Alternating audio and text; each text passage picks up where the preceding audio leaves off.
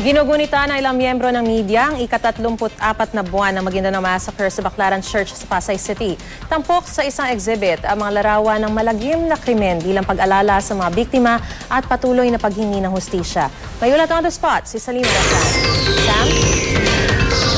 Maris, mga litrato ng isa sa pinakamadilim na araw para sa mga mamahayag dito sa Pilipinas. Ito ang tampok ngayon sa photo exhibit ng pagunita ng ika-34 na buwan ng Maguindanao Massacre dito sa Baclaran Church. Ang laging maalala, ito ang hangad ng photo exhibit ng National Union of Journalists of the Philippines o NUJP. Tampok ang mga litrato ng Maguindanao Massacre. Ngayong araw, ika-34 na buwan na mangyari ang trahedya noong November 23, 2009 kung saan 58 namatay, 32 sa kanila mga miyembro ng media. Ayon kay NUJP Secretary General Weng Paraan, magsilbisa ng alaala mga larawan na ito sa malagim na sinapit ng mga sumama sa convoy ng mga mangundadato para mag-file ng Certificate of Candidacy noon. Sana raw sa pagpapaalala sa publiko, mahimok ang pamahalaan na tutukan ang pagkamit ng hustisya para sa mga pamilya ng mga namatayan. Sa 196 na sangkot umano sa massacre, 102 pa lang ang nasa kamay ng mga otoridad. Ang pinakahuli si Sajid Anwar Ampatuan, alias Dato Ulo, na nahuli noong isang buwan.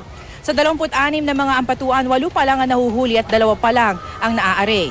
May natanggap din na report ang NUJP na balak pa rin tumakbo ni Zaldi Ampatuan sa darating na eleksyon kahit nasa kulungan.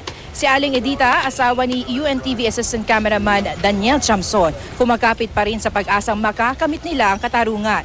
Ang mga nagsimba na nakakita sa exhibit, hangad din ang kapayapaan ng loob ng mga pamilyang nawalan ng mahal sa buhay.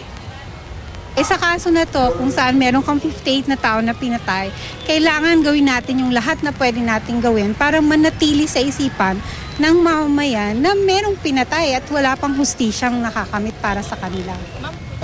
Binanghihinaan kami ng loob, kaya lang, siyempre kailangan namin yung pagporsige ba para talagang kahit mabagal yung kaso, makamit namin yung hustisya. Masakit ang pangyayari. Dapat maano ng katarungan yung mga yan. Pero dumadumar po nangyari dyan, nakakaawa naman ng mga pamilya nila. Sana po hindi na maulit.